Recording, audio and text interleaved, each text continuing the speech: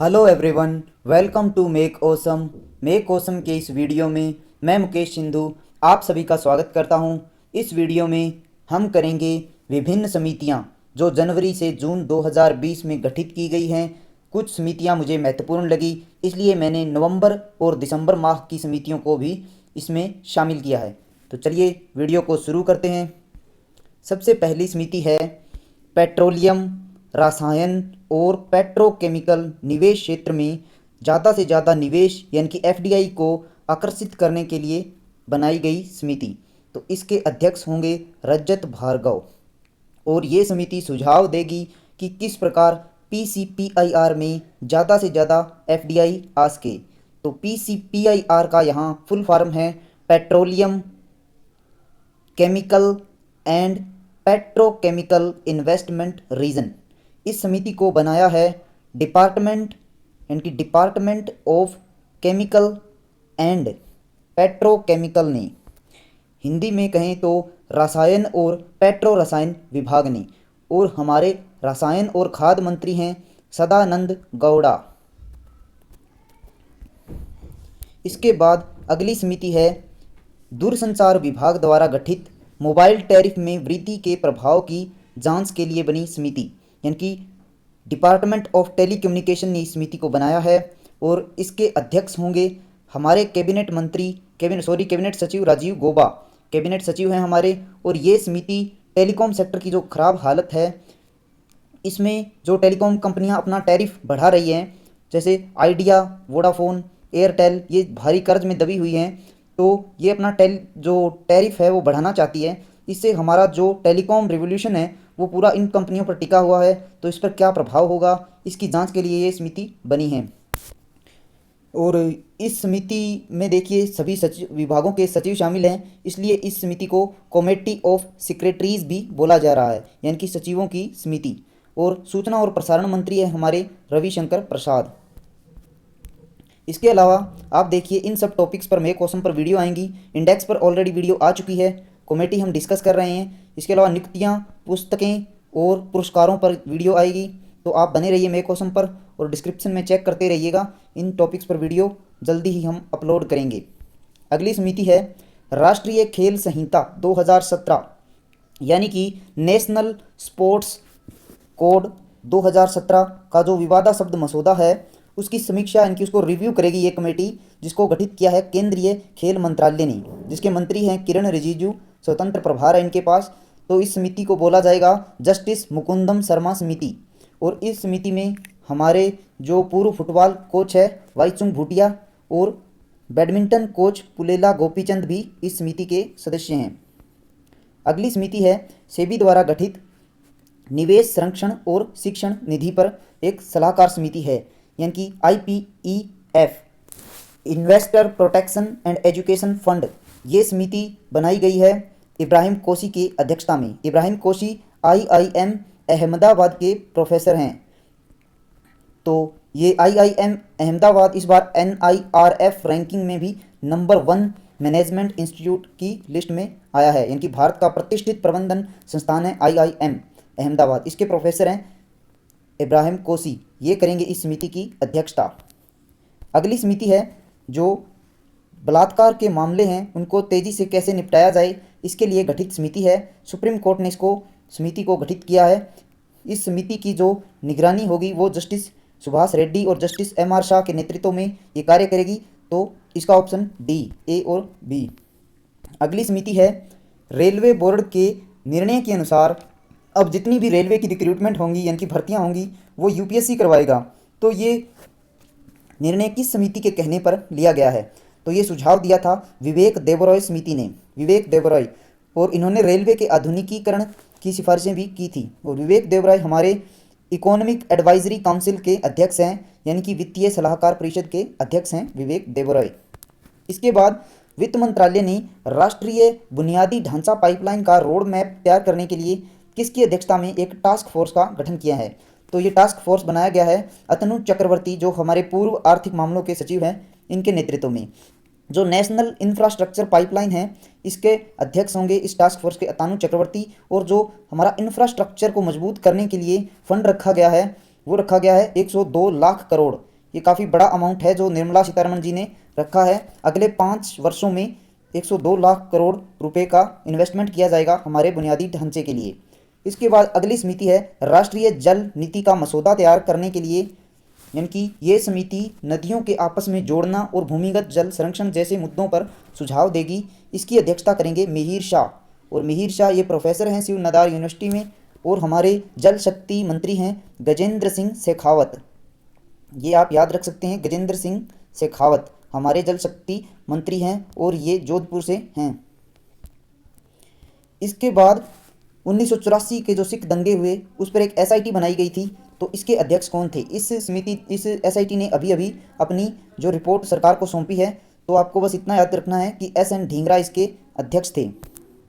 अगला है supreme court ने सड़क सुरक्षा को लेकर एक समिति बनाई, जो जनहित याचिका है उसी के संदर्भ में ये समिति बनाई गई है कि किस प्रकार रोड एक्सीडेंट्स को कम किया जाए। तो इस पर सुझाव देगी अभय मनोहर सप्रे समिति। अभय मनोहर ये पूर्व न्यायाधीश हैं उच्चतम न्यायालय के, और यहाँ पर आप लोगों देख सकते हैं उच्चतम न्यायालय का, जहाँ पर लिखा है यतो धर्मस्तो जय, यानी कि जहाँ धर्म होता है वहाँ जय अर्थात जीत होती है।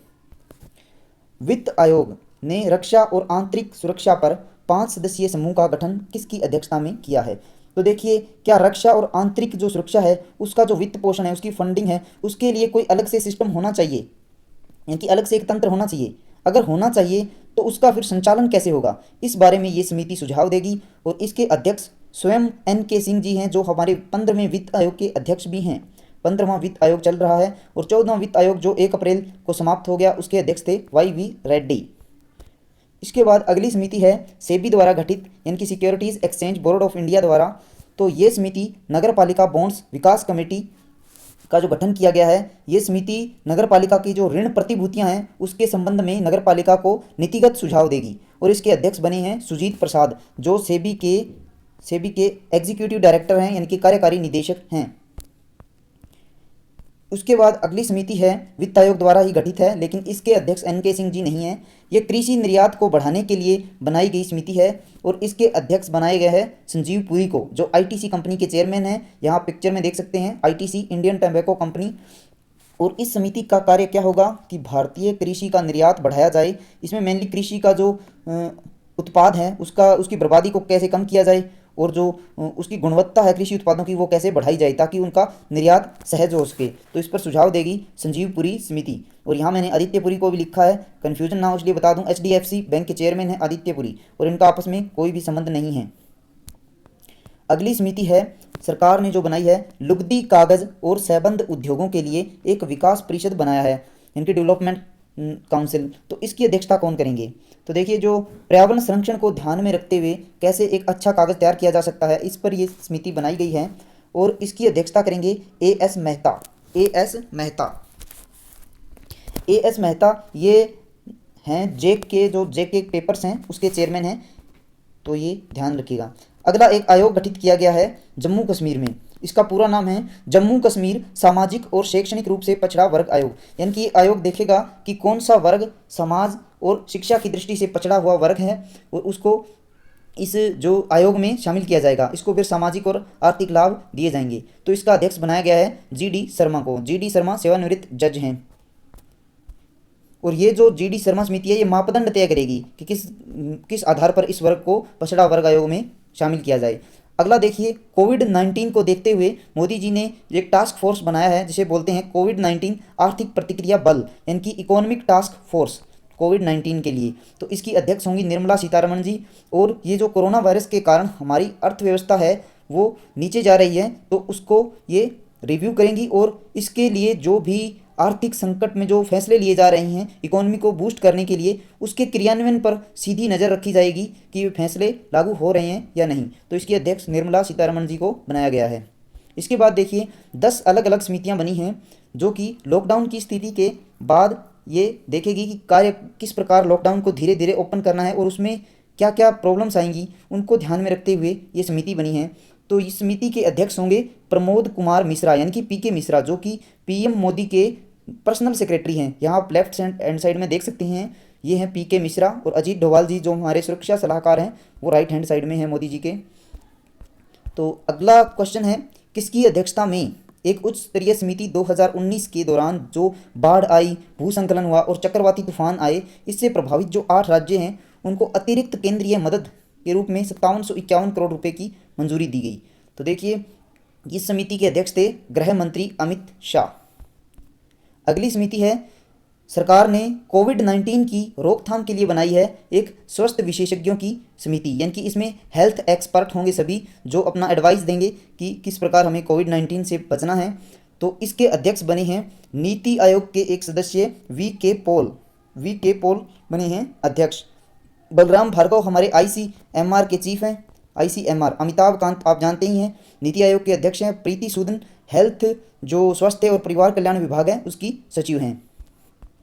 अगला प्रश्न है, भारत सरकार ने निजी क्षेत्रों यानी कि प्राइवेट सेक्टर, गैर सरकारी संगठनों यानी कि एनजीओ और अंतर्राष्ट्रीय संगठन जो जैसे इंटरनेशनल ऑर्गेनाइजेशन जैसे यूएन हो गया, एशियाई विकास बैंक हो गया, यूएनडीपी हो गया, इनके साथ कोविड-19 से संबंधित प्रतिक्रिया गतिविधि के समन्वय के लिए यानी कि फॉर कोऑर्डिनेशन रिस्पॉन्स एक्टिविटी एक सशक्त समूह बनाया है। इसकी अध्यक्षता कौन करेगा, यानी कि इनमें सामंजस्य कैसे रखा जाए और जैसे हॉटस्पॉट का पहचान करना है, इन सब में सहयोग हो, तो इसके लिए अध्यक्ष बने हैं अमिताभ कांत ये नीति आयोग के सीईओ हैं। अगली समिति है, सरकार ने सीमा पर ढांचागत संरचना के निर्माण के से संबंधित विशेषज्ञों की एक समिति की 3 महत्वपूर्ण सिफारिशें मान ली हैं। तो इस समिति के अध्यक्ष कौन थे? तो देखिए, इसमें मेनली ये सिफारिश की गई थी बीआरओ से, बॉर्डर ऑर्गेनाइजेशन की, ये जो सीमा पर सड़क है उसके निर्माण में तेजी लाए और आधुनिक संयंत्रों की स्थापना की जाए और जो एडवांस मशीनरी है उसका परचेजिंग को भी मतलब उसमें भी तेज़ी लाई जाए, जल्दी से जल्दी उनको खरीदा जाए और जो हिली एरिया है वहाँ पर जो फुटपाथ बन रहे हैं वो सीमेंट बेस के बनाए जाएँ। इस प्रकार इनकी ये अनुशंसाएं थी, इनको माना गया है। तो इसके अध्यक्ष थे रिटायर्ड लेफ्टिनेंट जनरल डी.बी. सेकेटकर। इनकी एक और समिति भी है, अभी आपको बता देता हूँ। ये देखिए, इस समिति के कहने पर ही डी.बी. सेकेटकर समिति, इन्होंने सैन्य इंजीनियरिंग सेवा यानी कि मिलिट्री इंजीनियरिंग सर्विस में 9304 पद समाप्त कर दिए गए हैं। इस समिति का मानना है कि युद्ध क्षमता को बढ़ाने के लिए हमें टेक्नोलॉजी पर फोकस करना है, न कि पदों की संख्या बढ़ानी है। ये पद इसलिए घटाए गए हैं ताकि सैन्य खर्च में कमी की जा सके और संतुलन बना रहे। इसके बाद है भारतीय खेल प्राधिकरण यानी कि स्पोर्ट्स अथॉरिटी ऑफ इंडिया ने लॉकडाउन के हटने के बाद सभी खेल केंद्रों में प्रशिक्षण शुरू करने के लिए एक एसओपी यानी कि स्टैंडर्ड ऑपरेटिंग प्रोसीजर तैयार करने के लिए किसकी अध्यक्षता में समिति बनाई है? तो ये समिति बनाई है स्पोर्ट्स अथॉरिटी इंडिया के सचिव रोहित भारद्वाज के नेतृत्व में। रोहित भारद्वाज। तो देखिए, जो कोरोना वायरस महामारी के कारण खेल गतिविधियां बंद पड़ी हुई हैं, अभी कोई भी मैच नहीं खेला जा रहा है, तो उसको कैसे शुरू किया जाए और प्रशिक्षण के दौरान खिलाड़ियों को क्या क्या सावधानियां बरतनी हैं, उन सब के बारे में ये समिति सुझाव देगी। तो जो स्पोर्ट्स अथॉरिटी ऑफ इंडिया है इसके अध्यक्ष हैं संदीप प्रधान और सचिव कौन है? रोहित भारद्वाज। तो रोहित भारद्वाज कमेटी बनाई गई है। अगला क्वेश्चन है, भारत की दवा नियामक प्रणाली में सुधार के लिए यानी कि जो इंडिया का ड्रग रेगुलेटरी सिस्टम है उसको कैसे रिफॉर्म किया जाए, इसके बारे में एक उच्च स्तरीय समिति बनी है। तो ये बनी है राजेश भूषण के नेतृत्व में। राजेश भूषण और डॉक्टर हर्षवर्धन सिंह कौन है? ये हमारे स्वास्थ्य और परिवार कल्याण विभाग के मंत्री हैं और जो अश्विनी कुमार चौबे हैं ये राजकीय मंत्री हैं, स्वास्थ्य राजकीय मंत्री। और प्रीति सूदन ये सचिव है स्वास्थ्य और परिवार कल्याण विभाग में। इसके बाद देखिए, insolvency and bankruptcy board of India यानी कि भारतीय दिवाला और शोधन अक्षमता बोर्ड IBBI ने किसकी अध्यक्षता में सेवा प्रदाताओं यानी कि सर्विस प्रोवाइडर्स के लिए अपनी एक सलाहकार समिति का पुनर्गठन किया है?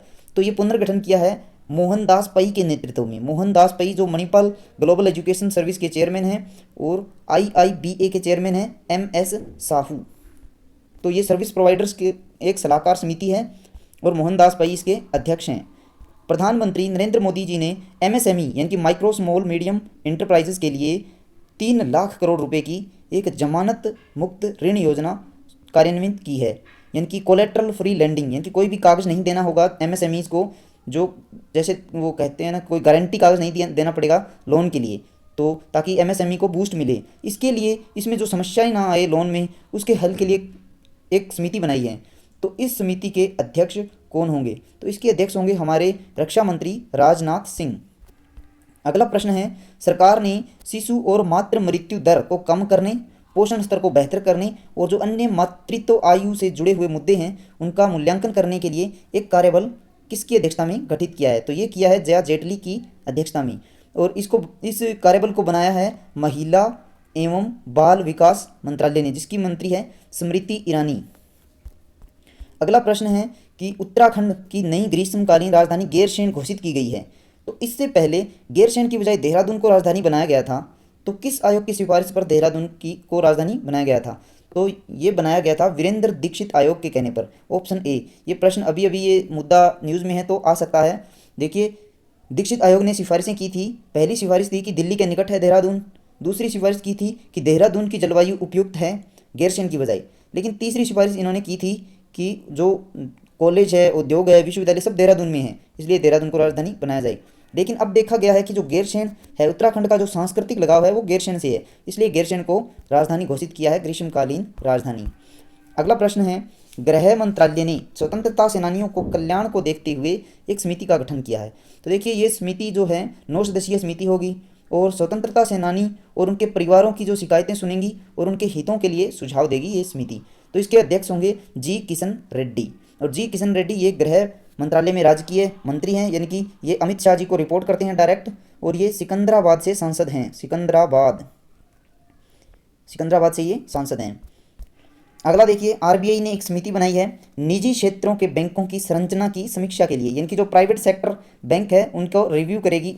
तो इसमें मेनली 2 प्रकार के रिव्यू होंगे, एक तो वाणिज्य संरचना कैसी है बैंक की, और दूसरा है स्वामित्व दिशा निर्देश, यानी कि जो ओनरशिप गाइडलाइंस है उसकी समीक्षा की जाएगी। तो इसके अध्यक्ष बने हैं पी.के. मोहंती, यानी कि प्रसन्ना कुमार मोहंती। अगला प्रश्न है, पेट्रोलियम मंत्रालय ने असम में ऑयल इंडिया लिमिटेड के कुएं में विस्फोट की जांच के लिए एक उच्च स्तरीय समिति का गठन किया है। तो इसके अध्यक्ष कौन होंगे? देखिए, कुछ दिन पहले ही IOL यानी कि ऑयल इंडिया लिमिटेड की कंपनी में एक विस्फोट हुआ था एक कुएं में, जिसको बोलते हैं बागजान कुआं। तो यहाँ पर 2 लोगों की जान भी चली गई और काफ़ी भयानक हादसा था ये। तो इसकी जांच के लिए अब पेट्रोलियम मंत्रालय ने, जो पेट्रोलियम और गैस मंत्रालय है जिसके चेयरमैन हैं धर्मेंद्र प्रधान, उन्होंने समिति बनाई है। तो ये इसकी अध्यक्षता करेंगे SCL दास। और जो इंडियन ऑयल लिमिटेड हैं इसके अध्यक्ष हैं सुशील चंद्र मिश्रा। ये भी पूछा जा सकता है क्योंकि न्यूज़ में है सुशील चंद्र मिश्रा। तो ये इसके अध्यक्ष हैं। इसके अलावा NGT ने भी एक समिति बनाई है, उसके बारे में हम आगे डिस्कस करेंगे। इसी मुद्दे पर बनाई गई है कि इस कुएं में ये हादसा क्यों हुआ। अगली समिति है अगेन IBBI, यानी कि भारतीय, जो मैंने बताया था, दिवाला और शोधन अक्षमता बोर्ड ने corporate insolvency and regulation and liquidation पर एक सलाहकार समिति बनाई है। तो इसके अध्यक्ष कौन होंगे? इसके अध्यक्ष होंगे कोटक महिंद्रा बैंक के चेयरमैन और CEO उदय कोटक। और एक सलाहकार समिति बनाई थी, उसके अध्यक्ष थे मोहनदास पई। तो इस प्रकार ये 2 समितियां बनाई है IBI ने, यानी कि insolvency and bankruptcy board of India ने। अगली समिति है नवीन और नवीकरणीय ऊर्जा मंत्रालय द्वारा गठित सौर ऊर्जा के क्षेत्र में, यानी कि स्वच्छ ऊर्जा में सौर ऊर्जा, इसमें मेनली फोकस किया गया है कि इसमें कैसे FDI को आकर्षित किया जाए, FDI ज़्यादा से ज़्यादा आए। तो इस परियोजना विकास प्रकोष्ठ यानी कि PDC, प्रोजेक्ट डेवलपमेंट सेल, तो इसके अध्यक्ष कौन होंगे? इसके अध्यक्ष होंगे अमितेश कुमार सिन्हा। और जो हमारा नवीकरणीय मंत्रालय है, नवीन और नवीकरणीय मंत्रालय, उसके मंत्री हैं RK सिंह और ये आरा से सांसद हैं। अगला प्रश्न है, अन्य पिछड़ा वर्ग यानी कि OBC के उप श्रेणीकरण के मुद्दे की जांच करने के लिए गठित जस्टिस रोहिणी आयोग का कार्यकाल कब तक बढ़ाया गया है? देखिए, हम सब जानते हैं कि OBC को 27% का आरक्षण है, लेकिन सरकार का मानना है कि ये आरक्षण हर जाति तक, हर व्यक्ति तक नहीं पहुंच रहा है, इसलिए इसको जाति के आधार पर आगे सब डिवाइडेड किया जाएगा। तो इस आयोग ने कुछ समय और मांगा है, तो इसको 31 जनवरी 2021 तक का समय दिया गया है। ये 31 जनवरी 2021 तक अपनी रिपोर्ट देगा। अगला प्रश्न है, IRDAI यानी कि insurance regulatory development authority of India, जिसके अध्यक्ष हैं सुभाष खुंटिया ने ड्रोन के उपयोग में शामिल विभिन्न जोखिमों को कवर करने के लिए बीमा उत्पाद का सुझाव देने के लिए एक समूह का गठन किया है। कि जो ड्रोन है, जैसे ड्रोन आजकल काफ़ी न्यूज़ में रहता है, ये सिक्योरिटी के काम आता है, शादियों में भी यूज़ हो रहा है, तो महंगे ड्रोन होते हैं, कि उसमें जो जोखिम है उनके ऊपर क्या हम कोई बीमा पॉलिसी ला सकते हैं, बीमा में कवर कर सकते हैं। तो इसके लिए एक समिति बनाई है, तो इसके अध्यक्ष होंगे अंजन अंजन डे। इसके अलावा देखिए एक आप याद रख सकते हैं H D F C Ergo, ये पहली कंपनी है जिन्होंने ड्रोन पर बीमा देना शुरू किया है, तो ये आप याद रख सकते हैं। और अब लास्ट समिति बची है जो इंडियन ऑयल इंडिया लिमिटेड के ऊपर ही है। मैंने आपको बताया था सुशील चंद्र मिश्रा जिसके अध्यक्ष हैं इंडियन ऑयल लिमिटेड, और बागजान कुएं में ये हादसा हुआ तो इसकी अध्यक्ष एनजीटी ने अलग से समिति बनाई है, नेशनल ग्रीन ट्रिब्यूनल, जिसके अध्यक्ष हैं जस्टिस आदर्श कुमार गोयल। तो ये समिति बनी है बीपी कार्तिकेय के नेतृत्व में। बीपी कार्तिकेय ये जांच करेंगे कि ये हादसा क्यों हुआ, और इस हादसे के कारण असम में जो डिब्रू सेखोवा राष्ट्रीय उद्यान है उसमें भी काफ़ी जंतु है जो प्रभावित हुए हैं। तो इसके लिए इन्होंने 25 करोड़ का जुर्माना भी लगा दिया है OIL पर। तो इसी के साथ ये समितियों का वीडियो यहीं पर एंड होता है। वीडियो आपको कैसा लगा आप अपना प्रतिक्रिया कमेंट बॉक्स में दीजिए और बने रहिए मैं क्वेश्चन के साथ। बाकी वीडियो भी जो जनवरी से जून तक के हैं हम सभी डिस्क्रिप्शन में लिंक देंगे। अभी उन वीडियो पर काम चल रहा है। तो goodbye, have a nice day.